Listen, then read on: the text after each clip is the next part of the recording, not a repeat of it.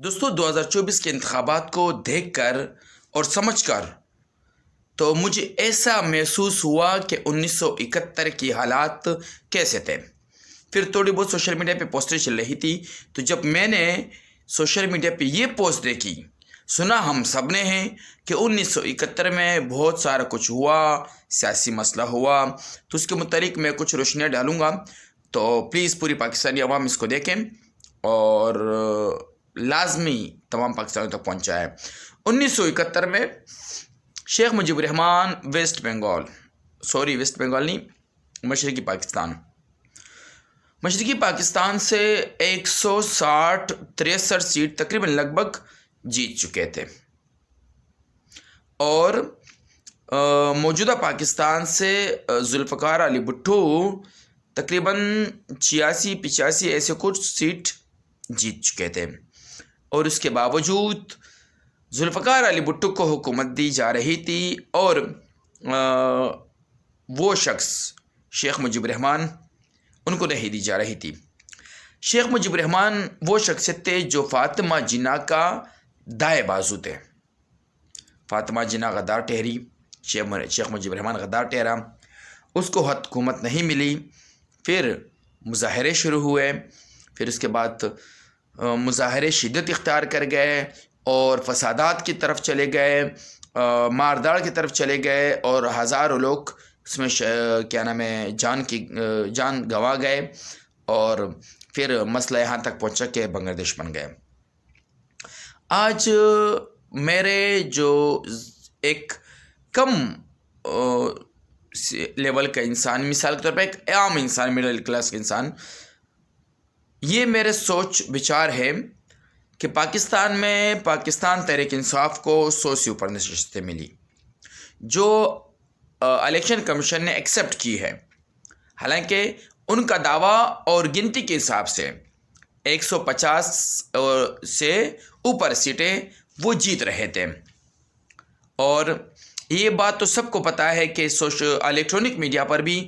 بہت سارے سیٹیں دکھائی گئی تھی کہ پی ٹی آئی کے حمایت یافتہ بندے نے جیتی، اور بعد میں وہ سیٹ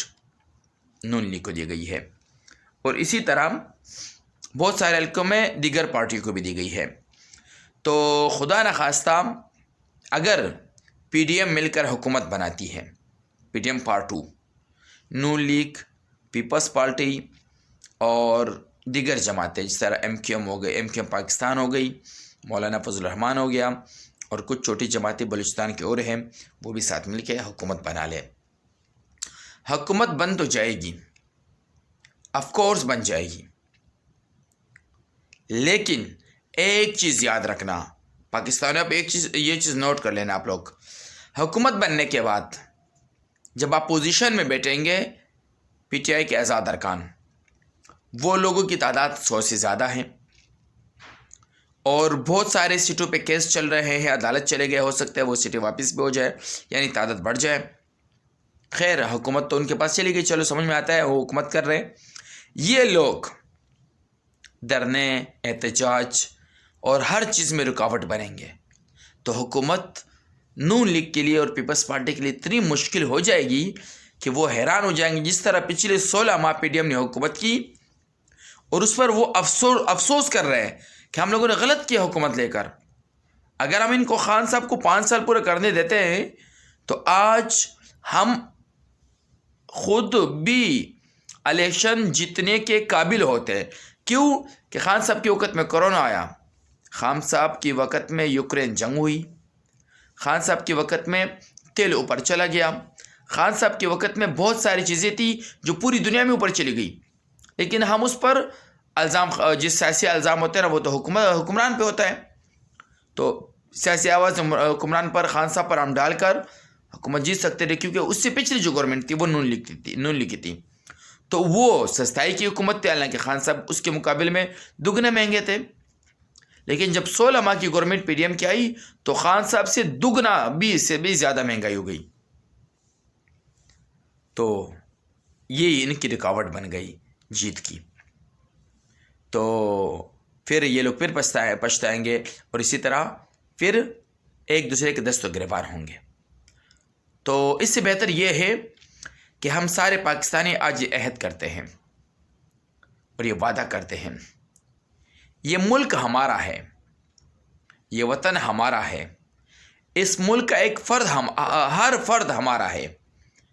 چاہے وہ کسی بھی صوبے، کسی بھی شہر، کسی بھی زبان، کسی بھی مسلک، کسی بھی جگہ سے تعلق رکھتا ہو، اور ساتھ ساتھ میں ملک کے جتنے بھی ادارے ہیں یہ سارے ہمارے ہیں، یہ ہمارے محافظ، یہ ہمارے وہ جان باز ہے کہ جن کی وجہ سے آج تک پاکستان قائم اور دائم ہے۔ لیکن کچھ لوگوں کی وجہ سے چاہے وہ کوئی بھی ہو سکتا ہے، کچھ لوگوں کی وجہ سے یہ ملک اس طرح فسادات اور احتجاجی مظاہرے اور دھرنے لانگ مارچ کی طرف جا رہا ہے، پھر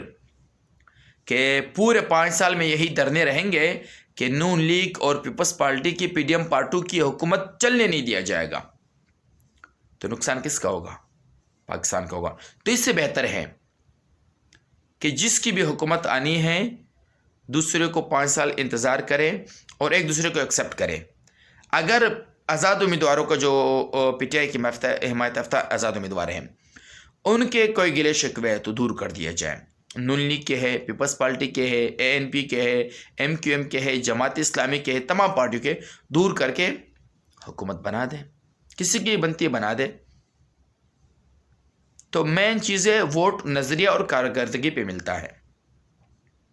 حالانکہ PTI کا بھی اتنی خاص کارکردگی نہیں تھی، لیکن نظریہ مضبوط تھا، وہ کلین سویپ کر گئی۔ حالانکہ سب سے زیادہ لاہور میں، پنجاب میں، آدھے زیادہ پنجاب میں نون لیگ نے کام کروائے ہیں، لیکن اس کا نظریہ نہیں ہے صحیح، لوگوں کو پسند نہیں آیا۔ حالانکہ 15 سال سے سندھ میں پیپلز پارٹی کا راج ہے اور ابھی بھی سندھ میں جیت گئی ہے، اکثریت سے جیت گئی ہے،